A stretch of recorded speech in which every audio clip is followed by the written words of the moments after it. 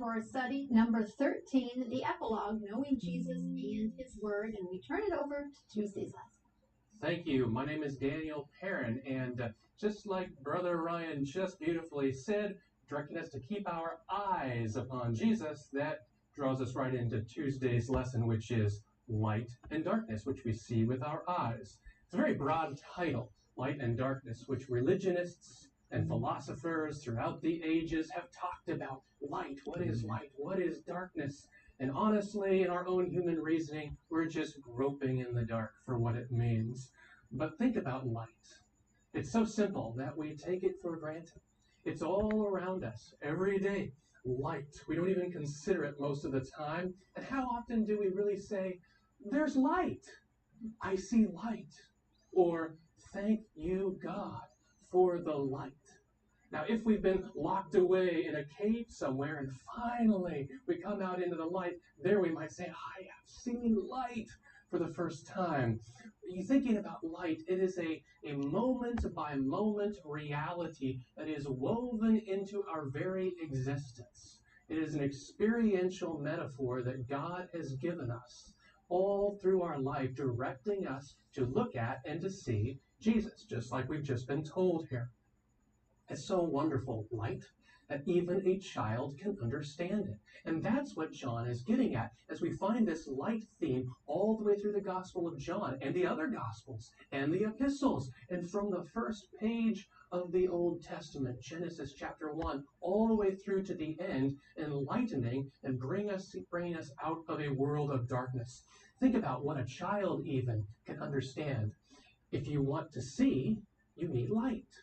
First thing in the morning, turn on the lights. If you want to find something, the right tool, the right path, you need light. If you want to make a choice, red shirt or blue shirt, which car you want to drive, you want to choose which cat you want to pet, you need light. Well, maybe the cat you can do in the dark, I'm not sure. The ability to appreciate beauty is intensified by light. The ability to recognize distance. How far am I away? Well, you need light to show you, to illuminate your work so you can accomplish what you need to do. Light or darkness. And even a child, even an adult knows this. You want to dispel fear? Turn on the lights. Get rid of the dark. All of these things are filled with spiritual object lessons that God has given us to discover as He leads us in light and darkness. And light, everything we see is light.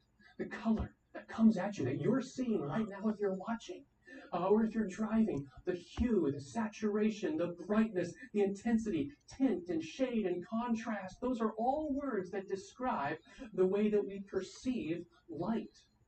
Color itself, the red and blue you might be seeing, the yellow or pink, those are not entities in and of themselves. Those are just wavelengths of light hitting our eyes, registering on our retinas, and interpreted in our minds.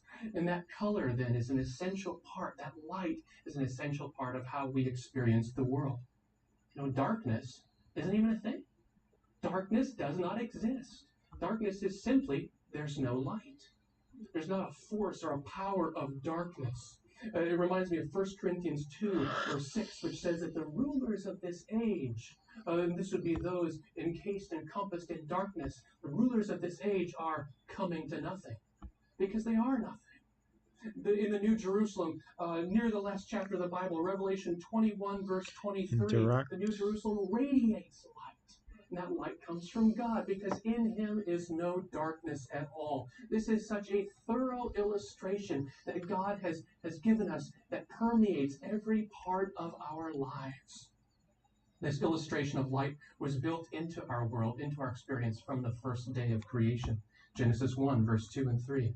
The earth was without form and void, and darkness was on the face of the deep. And the Spirit of God was hovering over the face of the waters. Then God said, let there be light. And there was.